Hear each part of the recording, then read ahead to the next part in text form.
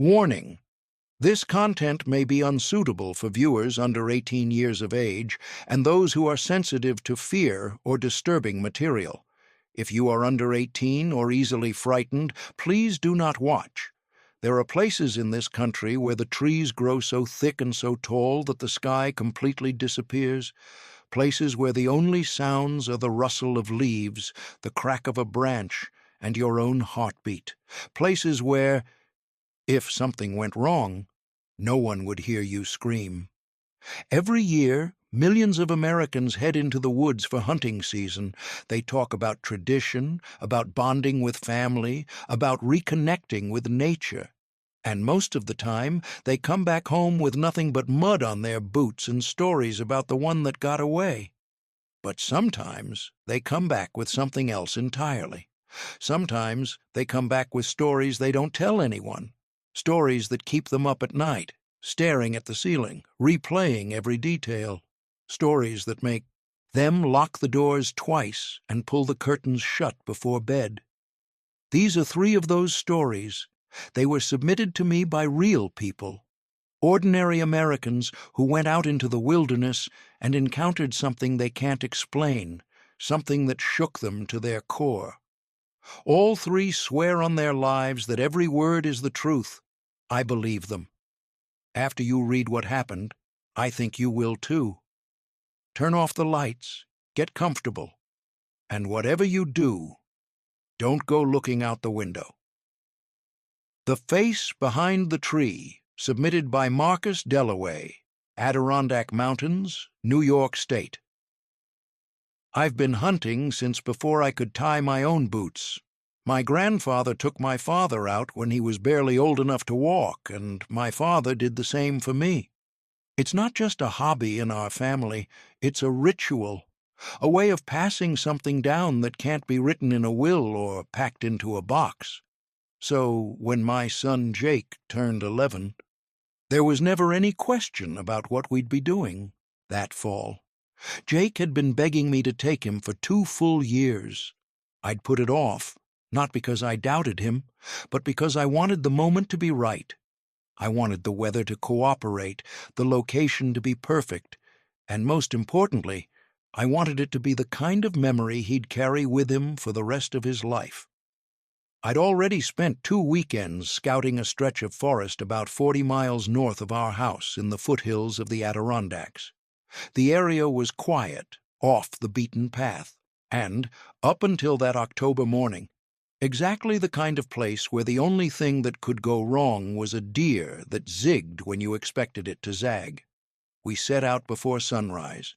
Jake was wearing an orange vest 3 sizes too big for him and carrying a thermos of hot chocolate my wife had pressed into his hands at the door. I remember thinking, standing there in the dark driveway with the frost on the grass and my breath making little clouds in the air, that this was one of those moments I'd remember even when I was old and everything else had faded. I had decided to keep things simple for his first time out. No tree stands, no blinds, no complicated setups, just the 2 of us, on foot, moving slowly through the trees with a clear sight line and a solid plan. I handed Jake his rifle only once we were properly positioned, a lever action that fit his frame a little better than the others I'd considered. He handled it carefully, exactly the way I'd drilled into him over the past several months of backyard practice. I felt proud watching him. He had good instincts. We settled into position just as the light was beginning to filter through the canopy. For the first hour, nothing moved except the birds. Jake was patient, better than I expected, honestly. He sat still and quiet and watched the tree line with the focused expression of someone much older. But as the second hour crawled by without so much as a squirrel, I could see the enthusiasm starting to leak out of him. He shifted his weight. He sighed. He glanced back at me with that look all kids get when they're bored and trying not to show it. I couldn't blame him. I'd had plenty of empty mornings myself, but I didn't want his first experience to be a long, cold wait for nothing, so I made a decision. I told him we were moving. His face lit up immediately, and just like that, the energy came back into him like a light switched on. We packed up quietly and began moving deeper into the trees, heading toward a ridge I'd scoped out 2 weeks earlier that sometimes held deer in the early hours. We'd been walking for maybe 5 minutes when I heard it. Footsteps, deliberate, coming from somewhere off to our left. I stopped immediately and put my arm out in front of Jake, the universal signal for freeze. He stopped without a word. I scanned the trees, expecting to see a deer, maybe a doe moving through the brush. I raised my hand slightly, gesturing for him to bring his rifle up slowly. And he did, with that quiet excitement kids get when they think something good is about to happen. But it wasn't a deer, and when I saw what it actually was, I pushed Jake's rifle down so fast he nearly stumbled. There was a man standing between the trees, or rather, there was a man peering out from behind a tree, just his head, visible from about 60, 70 yards away. He was perfectly still, watching us, not moving, not waving, not calling out, just watching. I gave a slow, friendly wave, the universal, "Hey, I see you, don't worry" gesture, and he pulled his head back behind the tree and disappeared. I stood there for a moment, trying to process what I'd just seen. Another hunter, most likely. That was the logical explanation. People crossed paths in the woods all the time. It was nothing. Except, even at that distance, even in the thin, early morning light, filtering gray and diffuse through the canopy, there had been something about his face that didn't sit right with me. I couldn't name it. It wasn't a specific feature I could point to. Not a scar, not an unusual shape, nothing I could describe if someone had asked me. It was more like an impression. The way you sometimes look at something and your brain quietly flags it as wrong before your conscious mind catches up. I steered Jake in the opposite direction without explanation, and we pushed on. He asked about the man, of course. 11-year-olds always ask. I told him I wasn't sure who it was and that we should give him some space. Jake seemed to accept that, and we moved on. 20 minutes later, we stopped to eat. I'd packed sandwiches, granola bars, a bag of trail mix. We sat down on a fallen log, and Jake tore into his food with the enthusiasm of someone who'd forgotten breakfast existed until that moment. I was halfway through my own sandwich when I noticed him freeze. I followed his eyes. The man was back. He was farther away this time, in a completely different part of the woods, which meant he'd been moving parallel to us, tracking our route, keeping pace with us without ever showing himself until now. He was doing the same thing as before, standing just behind a tree, with only part of his face visible, watching us without any expression I could read from that distance. Jake had already picked up his rifle. I reached over and lowered it. I told Jake to stay exactly where he was. Then I stood up and started walking toward the man. I don't know what I was thinking. Or maybe I do. I was thinking about Jake, about the fact that my son was sitting 30 yards behind me eating a granola bar, and that I needed to know whether this person was a threat or just some harmless eccentric who liked watching strangers from behind trees. I got halfway there before something made me stop. Some instinct, some quiet voice in the back of my mind that said, "Your son is alone right now." I turned around and walked back to Jake. Fast. I told him it was time to go, not in a panic. I kept my voice steady, even calm, but firm. He looked at me and didn't argue. Kids can read their parents. He knew. We started walking back the way we came. I kept us moving at a brisk pace, not running. Running would scare Jake more than anything else, but quick enough that we were covering ground. I kept my ears open, listening for footsteps behind us. For a while there was nothing, just the crunch of leaves under our own feet, the distant call of a crow somewhere high in the canopy, And then I heard it, a single twig snap, close, behind us and slightly to the right. I leaned close to Jake and told him to keep walking, to keep his eyes forward and not to stop no matter what. He nodded. I turned around. The man was there, closer now, standing behind a tree maybe 30 feet away, watching me with that same unreadable stillness. Something in me shifted. Not panic, exactly, but something adjacent to it, something that lives in the body rather than the mind. I turned and walked, straight toward him. 20 feet, 15, 10. He stepped back behind the tree, out of sight, and then I heard a sound I will never, for as long as I live, be able to explain away. A soft thud, like something heavy and soft, dropped onto the ground. I had my rifle up as I came around the tree. There was no one there. No man, no footprints, no sign that anyone had been standing in that spot. Just leaves and mud and the sound of my own breathing. And on the ground in front of me, face down in the mud and the dead leaves, was a human head, severed cleanly. No body anywhere, no trail, no blood, except what was already soaking into the earth. Just a head lying there like something discarded, like it had been placed there deliberately or dropped from somewhere that didn't exist. I did not look for the rest. I did not look up into the trees or around the trunk or back the way I had come. I turned around and I ran. I grabbed Jake's arm when I reached him and I told him to run too, and we didn't stop until we hit the road. We were home within 20 minutes. My wife knew the moment she saw us that something had happened. I told her to lock the doors and keep the curtains closed and that I'd explain everything. I sat up all night at the window with my rifle across my knees, watching the driveway, watching the tree line at the back of the property. Nothing came. The next morning my wife told me there had been something in the local news. 2 hunters had been reported missing in that same stretch of forest. 2 men who'd gone in and hadn't come back. Search teams were being organized. I called the sheriff's department and told them everything. I don't know what they found when they went back out there, and honestly, I'm not sure I want to know. What I do know is this.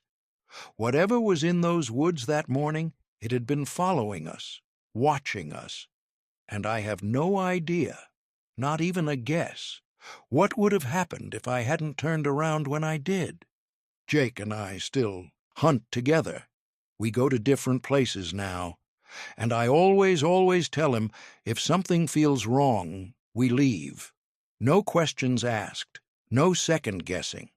We just leave. What Came into Camp, submitted by Tyler Okafor, Ouachita National Forest, Arkansas. I want to be up front about something. I didn't want to be on that trip. I'm a city kid, grew up in Memphis, spent most of my adult life in Nashville, and the only nature I'd voluntarily sought out before that weekend was the botanical garden near my apartment. Hunting was not in my vocabulary, not in my culture, not in my frame of reference, but my college roommate Drew had been asking me to come out for 3 years straight, and after the 3rd year of excuses he looked me dead in the eye over beers and said, "Tyler, come on, just once. You'll either love it or hate it, but at least you'll know." So I said yes. There were 6 of us in total. Me, Drew, his brother-in-law Calvin, Calvin's college buddy Wes, and a couple named Sam and Priya, who had been hunting together since they started dating. Drew handed me a rifle when we got out of the trucks, and I stared at it for a moment longer than was probably cool. He showed me the basics, how to hold it, how to move with it, how to engage and disengage the safety. I nodded like I understood more than I did. We hiked about 1.5 miles into the Ouachita National Forest and made camp in a clearing near a dry creek bed. 2 large tents, one for the guys, one for Sam and Priya. Drew had packed everything with military precision: food for 2 full days, water, sleeping bags, a camp stove, a first aid kit. He walked us through the hunting plan for the morning while the fire got going, talking about deer patterns and wind direction and shot placement with the focused intensity of someone delivering a TED Talk. I tried to take it seriously. I mostly failed. I'd made a private decision somewhere around mile marker 3 on the highway. I was not going to shoot anything. I'd carry the rifle, I'd participate in the ritual, but when the moment came, I was going to let it pass. I didn't say this out loud because I could already picture Drew's face. The first strange thing happened about 2 hours into our afternoon scout. We were moving through a dense section of pine when we came across 3 men. Not hunters, or at least not dressed like any hunters I'd ever seen in photos or movies. They were big men, broad-shouldered, with the kind of build that suggested hard physical labor rather than any gym. Their clothes were filthy and worn, not outdoorsy worn, but genuinely dirty, like they'd been in those same clothes for weeks. Their hair was long and matted and appeared unwashed for an extended period. They had no visible gear, no packs, no indication of why they were several miles into national forest land in the middle of the afternoon. They looked at us as we came through. One of them made a slight movement with his head, not quite a nod, but something in that direction. An acknowledgement. None of us said anything. We passed them single file and kept moving. Nobody spoke for a solid 5 minutes afterward. Finally, Wes said, very quietly, "What the heck was that?"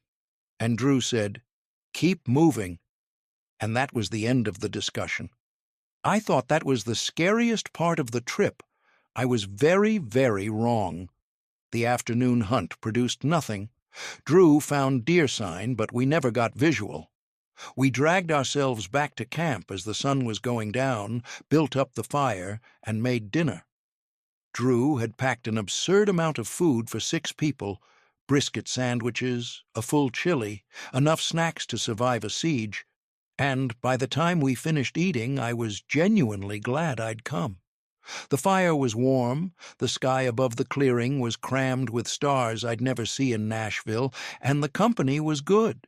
Sam and Priya were funny and warm, Calvin had a gift for storytelling, and even Wes, who I'd worried was going to be one of those relentlessly serious outdoorsmen, turned out to have a dry sense of humor that caught me off guard every time. We went to bed when the fire started dying down. I was in the men's tent with Drew, Calvin, and Wes, 4 grown adults in sleeping bags, arranged like sardines with surprisingly little complaint. Drew and Calvin were out almost immediately, the way people who work physical jobs can sleep anywhere. Wes followed within 20 minutes. I lay there in the dark, listening to 3 different snoring rhythms and the sound of the forest settling into night, and I could not sleep. I've always been a bad sleeper in unfamiliar environments. Hotel rooms, friends' couches, the back seat of cars. My brain simply refuses to accept that it's okay to be unconscious somewhere it doesn't recognize. A sleeping bag in a tent in the Arkansas wilderness was about as far from my usual bed as physically possible, and my body was registering that fact with aggressive insistence. I shifted, I turned, I counted things, I mentally replayed movies. Nothing worked. I was about to give up and go sit by the fire when I heard the footsteps. They were slow and deliberate, moving along the outside of the tent from right to left. Not an animal. The cadence was wrong for that, too even, too paced. I told myself it was Sam or Priya getting up to use the bathroom. I opened my mouth to say something, then stopped. What if it wasn't them? The footsteps stopped at the tent zipper. I held absolutely still. The zipper began to pull down, slowly, carefully, the kind of careful that isn't accidental, that's deliberate and aware. I dropped my head to the side and closed my eyes and made every muscle in my body go slack, doing my absolute best impression of a sleeping person. There was a pause. Maybe 2 seconds, maybe 10. Time does something strange in moments like that. Then the zipper pulled back up, even more carefully than before. The footsteps moved away toward the other tent. I exhaled. Sam and Priya, I told myself. They'd checked if we were awake, found we were asleep, and gone back to their tent. I lay there for a few minutes running that explanation on a loop until I almost believed it. Then I thought, but why would they check our tent? To see if we were awake, for what reason? And the answer that came back was one that, in retrospect, I should not have acted on. I decided to play a prank. I unzipped our tent as quietly as I could manage and crept out into the night. The fire had burned down to embers, giving off just enough light to navigate by. I moved toward Sam and Priya's tent, planning to scratch at the fabric, make a weird noise, see who jumped. I was feeling brave in the way that only the truly oblivious ever feel brave. I got close enough to reach out and touch the tent, and I noticed the zipper was open. Not all the way, about halfway, enough that someone could reach inside, enough that someone could get inside. And there was already someone inside. 2 someones, and neither of them was Sam. I screamed. I'm not proud of how loud it was or how little control I had over it, but I screamed the way you scream when every system in your body fires at once. Drew and Calvin and Wes came out of the tent with rifles in their hands before the sound had even finished leaving my mouth. Priya was crying. The 2 men who'd been inside her tent scrambled out and ran.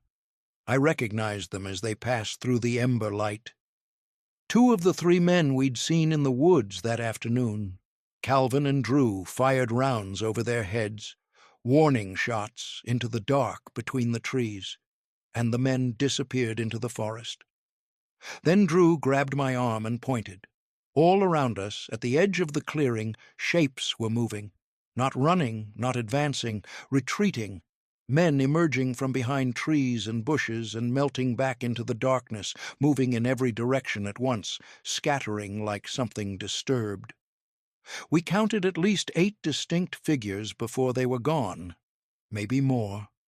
The forest swallowed them whole in seconds. Sam appeared at the tent entrance, dazed and barely conscious. Priya wasn't much better. When we couldn't wake them fully, we realized what must have happened.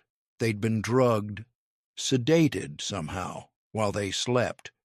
We couldn't carry them out in the dark, not safely, not through a 1.5 miles of forest with potentially hostile people somewhere in the trees around us. We had no choice but to wait.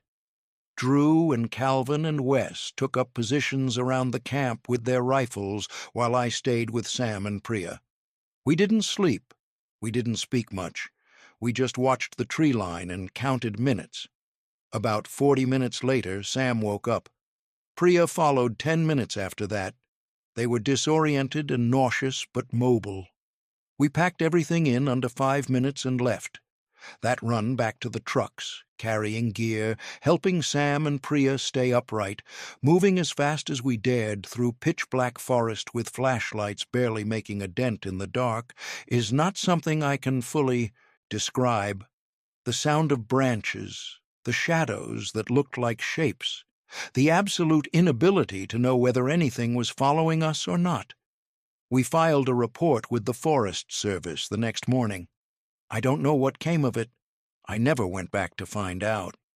I deleted Drew's number from my phone for about 2 weeks before he talked me back into friendship, which is a testament to how good a friend he is and how genuinely terrifying that night was. I don't go camping anymore. I think that's fair. He was already climbing, submitted by Greg Halstead. Rural Georgia, location withheld by request. I've lived on the same piece of land my whole life. 42 acres in rural Georgia, most of it old-growth pine and hardwood with a creek running through the eastern quarter. My grandfather bought it in the 50s, my father inherited it in the 80s, and when he passed, it came to me. I know every inch of it. I know which trees hold deer in the morning and which ones hold them in the evening. I know where the owls nest and where the foxes den and which section of the creek runs cold enough to keep fish in July. I also know exactly where I built my hunting tower because I built it myself 23 years ago. Cedar posts, plywood platform, wooden railings, a tin roof I added in year 2 after a memorable rainstorm. It sits about 12 feet off the ground at the edge of the back tree line, facing a natural clearing that deer have been crossing since before I was born. It's my spot.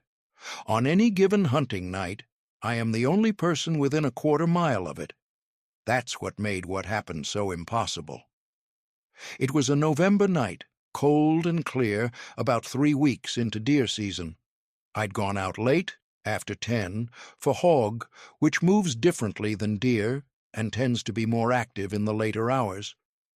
I had my night vision scope, a heavy jacket, a thermos of black coffee, and absolutely no expectation of encountering another human being between my back porch and my tower.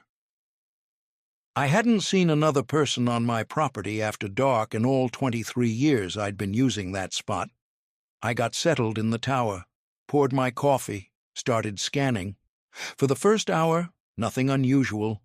A raccoon, a possum crossing the far edge of the clearing, bats moving through the gap in the canopy above the creek. Normal November night sounds, wind in the pines, the distant cry of something small getting caught by something larger, the tower creaking slightly as the temperature dropped. Then something moved near the far tree line.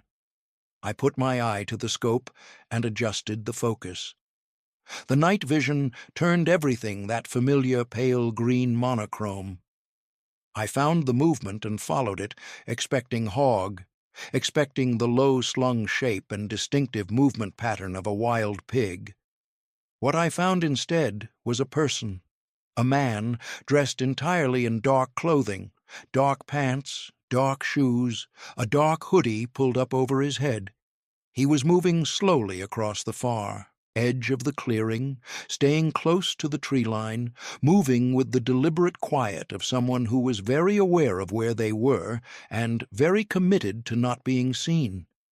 He was dragging something behind him, something large, enclosed in what looked like a heavy black bag, the kind used for heavy-duty yard waste, except this one was big enough to make me go cold. I watched him for almost 2 full minutes. He was moving steadily, purposefully, heading toward the section of my property that borders the creek. That area, I know it well, has soft, easily workable ground. Ground that would be easy to dig, easy to cover over. I had almost convinced myself to call the police right then, from the tower, without moving, without giving myself away. And then he stopped walking, and slowly, in the green-washed glow of my scope, his head turned upward, toward me. I don't know how he saw me. The tower is dark, I was dark, the night was dark. There was nothing to illuminate me, and yet the angle of his head was unmistakable. He was looking directly at my position. I dropped below the railing of the platform and lay flat against the plywood floor, pressing myself down, making myself as small as possible.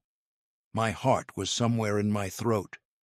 I had my rifle, a solid, reliable piece I've owned for decades, but the thought of actually using it against a person, of pointing it at a human being and pulling that trigger, was one of the hardest things I've ever had to contemplate. I lay there in the dark and asked myself whether I could do it if I had to. I kept asking myself that while I listened. For about 45 seconds there was nothing, just the wind and the pine needles and my own breathing. I started to think maybe I'd imagined the head turn. Maybe he hadn't seen me. Maybe he was already gone, continuing on his route to wherever he was going with whatever was in that bag. And then I felt the tower move, not the wind creak, not the normal settling shift. I'd felt 1,000 times. A new kind of movement. Weight. Something adding weight to the structure from below. And then, clear and unmistakable, The sound of a foot hitting the first wooden rung of the ladder. One step. A pause. Two more steps in quick succession, closer together, climbing. I was pressed flat on that platform with a loaded rifle in my hands, asking myself the same question I'd been asking for the last 2 minutes. Am I going to be able to do this? And I genuinely didn't know the answer. I was not a violent person. I had never fired a weapon at anything that could look back at me. The climbing stopped. Another pause. Longer this time. 5 seconds. 10. Long enough that I started to form the wild hope that he'd decided against it, that whatever calculation he was running in his head had come out on the wrong side. And then I heard a sound that I've spent years since trying to understand. A kind of short, sharp exhale, almost like a decision being made, followed by the thud of feet landing back on the ground, and then the dragging sound of the bag again, moving away through the leaves. I did not move for 11 minutes. I know because I kept checking my watch compulsively, unable to stop myself. At 11 minutes, I finally raised my head above the railing and swept the clearing with the scope. Empty. I swept the tree line. Nothing. I swept the direction he'd come from and the direction he'd been heading. Gone. I came down the ladder as fast as I have ever moved in my life.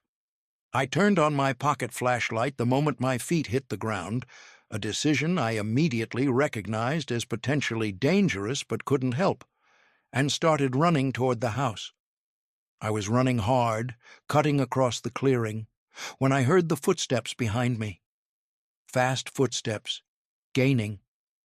I looked back over my shoulder and he was right there, 3 feet away, close enough that I could see the hood of his sweatshirt and the shape of his face in the bouncing light from my flashlight, close enough that I could hear his breathing. I spun around in a single motion and fired. The shot hit him in the shoulder. He screamed, a raw, jagged sound that ricocheted off every tree in earshot, and stumbled backward. I turned and ran the remaining distance to my house, hit the porch, got inside, and locked every door and window in under a minute. I called 911 and had the dispatcher on the phone for the full 15 minutes it took for the first 2 deputies to arrive. I led them and 4 additional officers into the woods with a flashlight and my rifle, moving in the direction of the tower. The deputies had better lights than mine, and within 3 minutes one of them found the blood trail, a steady, dark line across the leaves heading toward the creek. We followed it past the bag. The deputies secured the bag without opening it in front of me, but I could see from the shape and weight of it that my worst guess had been accurate. The blood trail led another 40 yards into the brush to a space beneath a fallen oak where the man had crawled and hidden himself. He was alive when they found him, barely. He was arrested, treated, and subsequently tried for the murder of a man named Roger Tillman, a retired schoolteacher who had disappeared from a nearby town 6 days earlier. I was called to testify. I gave my account of that night in a courtroom, under oath, exactly as I've given it here, and the jury took 4 hours to reach a verdict. He was convicted. I still own the property. I still hunt on it. The tower is still standing. I've reinforced it since, added some improvements, changed a few things about how I approach it after dark. But there are nights when I'm sitting up there in the cold with my coffee and my scope and the whole quiet darkness spreading out around me, and I hear a sound I don't immediately recognize, and for just a second, just a fraction of a second, I'm back on that platform, flat on my stomach, listening to someone climb my ladder and asking myself whether I'm going to be able to do what needs to be done. Every single time, I hope I don't have to find out. 3 stories, 3 different people, 3 different corners of America, 3 different reasons for heading into the wilderness that October and November. What they shared, beyond the experience itself, was the aftermath, the way it changed how they moved through the world, the way it made them hyper-aware of sounds, of silhouettes, of anything that didn't quite belong. The woods have always held mystery. That's part of what draws people to them. The quiet, the distance from everything, the feeling that you are somewhere genuinely wild and genuinely free. But mystery cuts both ways. The same distance that makes you feel free means no one is coming if something goes wrong. The same quiet that lets you hear the world means you also hear things you'd rather not have to explain. All three of these people went back out eventually. Marcus and Jake still hunt together, different forests now. Tyler stopped camping but kept the friendship that took him there. Greg reinforced his tower and kept the coffee routine and the night scope and the decades of knowledge about his own land. What they didn't do was forget. What they couldn't do was pretend. Some things once seen can't be unseen. Some sounds, once heard, can't be unheard. And some moments, those moments when everything goes still and your instincts take over and the rest of the world narrows down to a single point of focus, those moments don't release you. Not fully, not ever. The woods are still out there. Beautiful, deep, and very, very quiet. Whether they're empty or not is another question entirely.